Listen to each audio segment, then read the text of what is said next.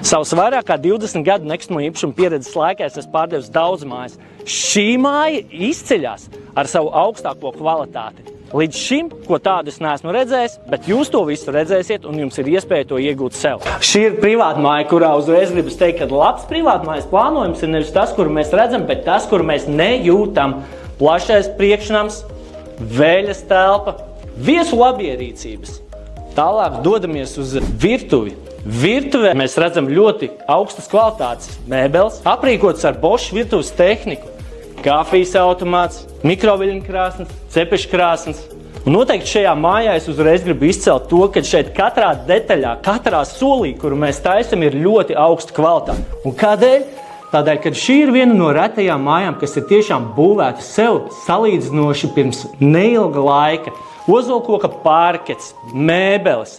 Starp citu, šī telpa ir sadalīta 3 daļās. Virtuves daļa, ēdama telpa un atpūtas telpa. Un atpūtas telpā, starp citu, man jāpasaka, ka arī šī kinozāle, milzīgais televizors, Boss audio iekārta, tas viss ir iekļauts šīs mājas pārdošanas cenā. Nu, lūk, tagad mēs esam 2. stāvā, un 2. stāvā mums ir 3 guļamistabas. 2 guļamistabas šeit, atsevišķu vannas istaba ar dušiņu, un tālāk dodamies uz dzīvokli mājā. Dzīvoklis mājā tādēļ, ka šeit ir darba istaba, jeb darba zona, guļam zona, atsevišķu vannas istaba, tieši tāda pati, kāda ir bērnu vannas istaba, un ļoti plaša garderoba. Garderoba noteikti jums ir jāredz. Un izejot uz pagalmu ir viena lieta, ko es gribu īpaši izcelt. Uz pagalmu iziet visas lielās vitrīnas, kas nozīmē, ka privātums šeit ir maksimāls, tāpēc, kad uz sāniem gan uz vienu, gan otru pusi iziet viens mazs lodziņš, un kaimiņus jūs nekad neredzat.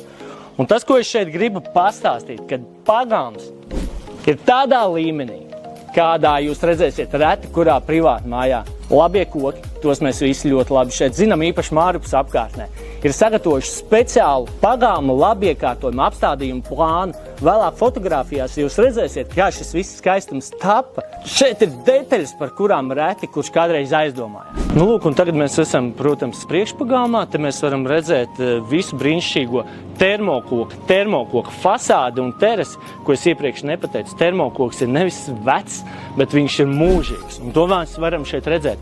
Aizem es parādīšu vēl vienu ļoti labu ekstru, kas ir šajā privāta mājā. Un tā ir saimniecības telpa, garāža, bet garāža vairāk nevis automašīnai. Automašīnai ir starp citu atsevišķi nojumi. Bet šī ir garāža motociklam, velosipēdiem un tā tālāk. Ļoti pārdomāti. Lūk, un šī ir garāža, kur tu var iebraukt ar savu moci, velosipēdu. Valda absolūta kārtība, apsildāmās gribas.